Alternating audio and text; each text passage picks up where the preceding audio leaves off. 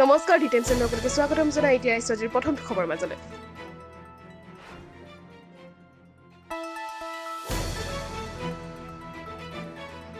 প্ৰধানমন্ত্ৰী নৰেন্দ্ৰ মোদীৰ আজি আমেৰিকাত দ্বিতীয়টো দিন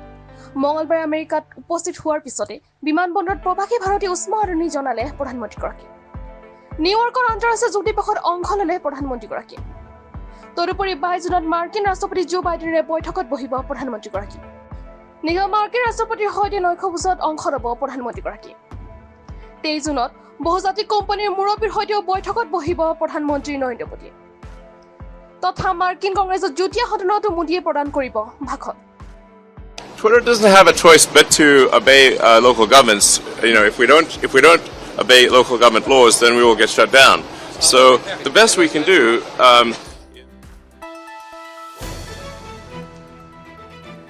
আজি আন্তঃৰাষ্ট্ৰীয় যোগ দিৱস ইণ্টাৰনেশ্যনেল য়োগা ডে উপলক্ষে ধুবুৰীত অনুষ্ঠিত হোৱা বিশ্ব যোগ দিৱসত অংশগ্ৰহণ ল'লে মুখ্যমন্ত্ৰী ডক্টৰ হিমন্ত বিশ্ব শৰ্মা চাওঁ হওক সবিশেষ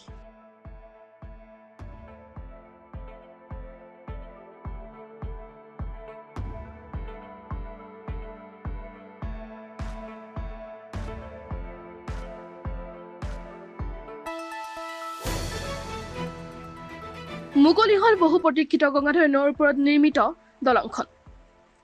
৭৬ কোটি টকা ব্যয়েৰে নিৰ্মাণ কৰা এই দলংখন মঙলবাৰে মুকলি কৰিলে মুখ্যমন্ত্ৰী ডক্টৰ হিমন্ত বিশ্ব শৰ্মাই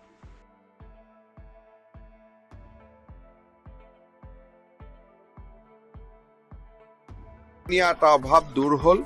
প্ৰায় 25 কিলোমিটাৰ পথ ছুটি হৈ যাব ইয়াৰ ফলত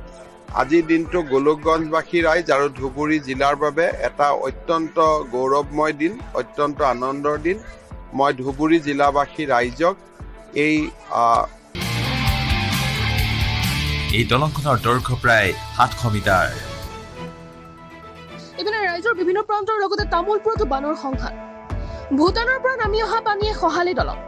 কুমৰিকাটা জ্বালা পথৰ ওপৰত দলং উটুৱাই নিলে পানীয়ে চাওঁ হওক তাৰ কিছু দৃশ্য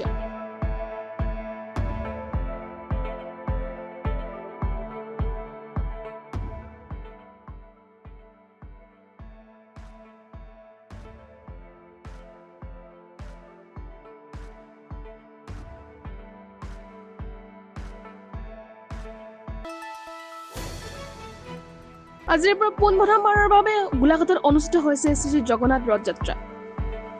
এই ৰথযাত্ৰাত সমাগম ঘটিছে একাংশ ভক্তগণৰ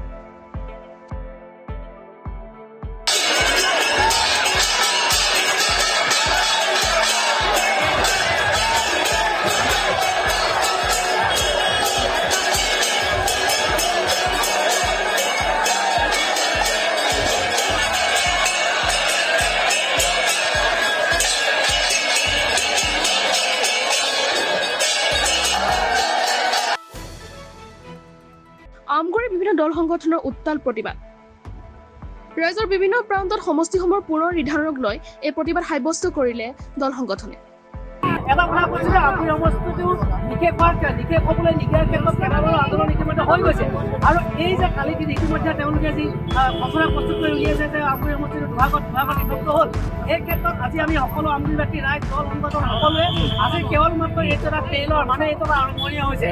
আজিলৈ বাতৰি বাণী নমস্কাৰ